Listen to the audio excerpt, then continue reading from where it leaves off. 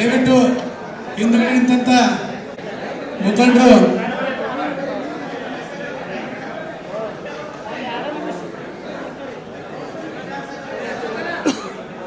ಸಭೆಗೆ ಆಗಮಿಸಿದಂತ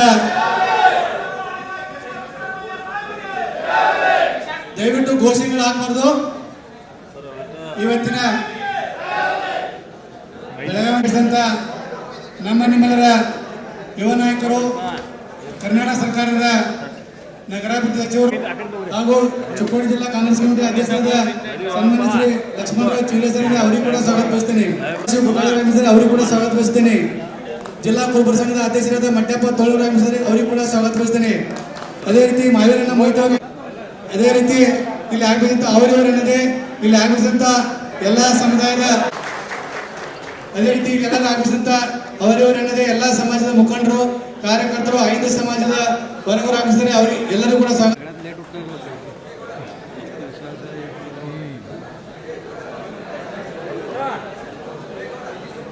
ಇನ್ನು ಮುಂದೆ ಪ್ರಾಸ್ತಾವಿಕವಾಗಿ ಪರಮನಾಥ್ ತೋಳಿ ಅವರು ಈ ಸಭೆಯನ್ನು ಉದ್ದೇಶಿಸಿ ಮಾತನಾಡ್ತಾರೆ. ಅಲ್ಲ, 2 ನಿಮಿಷ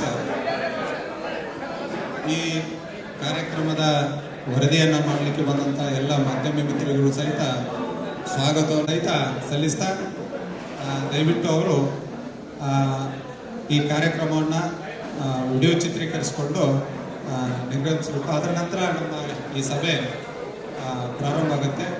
ವಾಸ್ತವಿಕವಾಗಿ ಬೆಳಗಾವಿ ಜಿಲ್ಲೆಯ ಎಲ್ಲ 18 ವಿಧಾನಸಭಾ ಮತಕ್ಷೇತ್ರಗಳಿಂದ ಎಲ್ಲ ಸಮುದಾಯದ ಮುಖಂಡರು ಈ ಸಭೆಯಲ್ಲಿ ಪಾಲ್ಗೊಂಡಿದ್ದಾರೆ. ದಲಿತ ಸಮುದಾಯ ಆಗಿರಬಹುದು,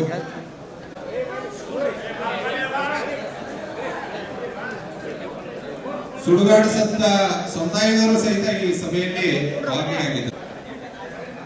ಸನ್ಮಾನ್ಯ ಯತೀಂದ್ರ ಸಿದ್ದರಾಮಯ್ಯ ಸರ್ವ ನೇತೃತ್ವ ಜಿಲ್ಲೆಯ ಯುವ ನಾಯಕರು, ಕರ್ನಾಟಕ ಪ್ರದೇಶ ಯುವ ಕಾಂಗ್ರೆಸ್ನ ಪ್ರಧಾನ ಕಾರ್ಯದರ್ಶಿಗಳು, ಬೆಳಗಾವಿ ಜಿಲ್ಲಾ ಮಧ್ಯವರ್ತಿ ಬ್ಯಾಂಕಿನ ನಿರ್ದೇಶಕರು ಹಾಗೂ ಕರ್ನಾಟಕ ರಾಜ್ಯ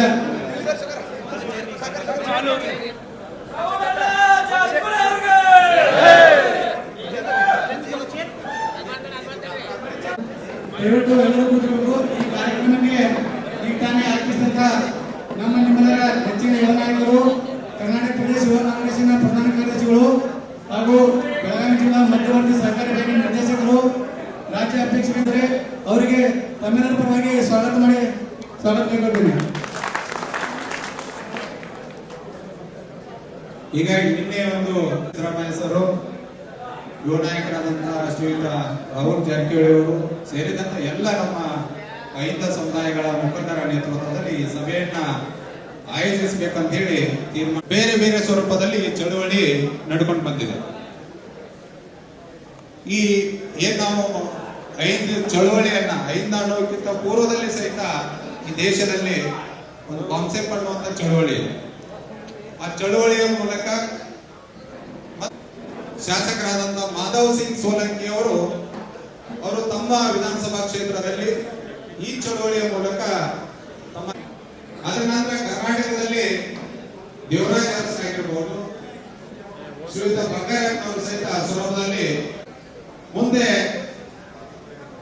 ಈ ರಾಜ್ಯದಲ್ಲಿ ಬಡ್ತಿ ಮೀಸಲಾತಿ ಪ್ರಾರಂಭವಾದಾಗ ಅಹಿಂಸಾ ಅನ್ನುವಂತ ಒಂದು ಸಂಘಟನೆ ಪ್ರಾರಂಭ ಆಯಿತು. ಅಹಿಂಸಾ ಅನ್ನುವಂತ ಒಂದು ಸಂಘಟನೆ ಪ್ರಾರಂಭಗೊಂಡಾಗ ಮುಂದೆ ಇದಕ್ಕೆ ದಲಿತರನ್ನ ಒಳಗೊಂಡು ಚಳುವಳಿ ಮುಂದೆ ಹಾವೇರಿಯಲ್ಲಿ 2000ನೇ ಇಸ್ವಿ ರಾಜ್ಯ ಸರ್ಕಾರಿ ನೌಕರರು ಕಟ್ಟಿದಂತ ಸಂಘಟನೆ ಇದೆ. ಅದು ಮುಂದೆ ಸರ್ಕಾರಿ ನೌಕರರು ಚಳುವಳಿಗಳನ್ನ, ಸಂಘ ಸಂಸ್ಥೆಗಳನ್ನ ಕಟ್ಟುವಂತಿಲ್ಲ ಅನ್ನುವಂತ ನಿಯಮವನ್ನ ತಂದಾಗ ಇದನ್ನ ಜನಸಾಮಾನ್ಯರ ಚಳುವಳಿಯಾಗಿ ಪರಿವರ್ತನೆ, ಹಾವೇರಿಯಲ್ಲಿ ಒಂದು ಸಮಾನ ಮನಸ್ಕರ ತಂಡವನ್ನ ಕಟ್ಟಿಕೊಂಡು ಹಾವೇರಿಯಲ್ಲಿ ಅಹಿಂದ ಅನ್ನುವಂತ ಸಮುದಾಯ ಆಧಾರಿತವಾಗಿ ಪ್ರಾರಂಭ ಆಯಿತು. ಮುಂದೆಲ್ಲ ನಿಮ್ಗೆ ಗೊತ್ತಿರಲಿ ಕೇಡರ್ ಬೇಸ್ ಚಳವಳಿ ಇದು. ಪ್ರತಿ ಶನಿವಾರ ರವಿವಾರ ಹಾವೇರಿಯ ಬಿಲ್ಡಿಂಗ್ ನಲ್ಲಿ ಕೇಡರ್ ಕ್ಯಾಂಪ್ಗಳನ್ನ ಮಾಡ್ತಾ ಇದ್ದ. ಹಾವೇರಿಯಲ್ಲಿ ಅಹಿಂದ ಚಳುವಳಿಯ ಕಾರ್ಯಕರ್ತರು ಇವತ್ತಿಗೂ ಸಿಗ್ತಾರೆ. ಅವತ್ತು ತರನಾಡು ತನ್ನದೇ ಅಂತ ಬಾವುಟ, ತನ್ನದೇ ಆದಂತ ಸಂವಿಧಾನವೂ ಸಹಿತ ಈ ಅಹಿಂದ ಅನ್ನುವಂಥ ಸಂಘಟನೆಗಿದೆ. ಮುಂದೆ ಈ ಚಳುವಳಿಯ ಭಾಗವಾಗಿ ಯಾವಾಗ ಬಂದ್ರು, ಮುಂದೆ ಹುಬ್ಬಳ್ಳಿಯಲ್ಲಿ ಒಂದು ಏನು ಬೃಹತ್ ಸಮಾವೇಶ ಆಯಿತು. ಅವಾಗ ಆ ಚಳುವಳಿಯ ಜೊತೆಗೆ ಸತೀಶ್ ಜಾರಕಿಹೊಳಿ ಸಾಹೇಬರಾಗಿರ್ಬಹುದು, CM ಇಬ್ರಾಹಿಂ ಅವರಾಗಿರ್ಬಹುದು, SC ಮದಯಪ್ ಸಾಹೇಬರಾಗಿರ್ಬಹುದು, ಸೇರಿದಂತೆ RN ಜಲಪ್ನವರ ಚಿಂತಕರು, ಸಾಹಿತಿಗಳು, ನೌಕರರು ಈ ಚಳುವಳಿಗೆ ಬೆನ್ನು ತಟ್ಟಿ ಪ್ರೋತ್ಸಾಹಿಸಿದರು.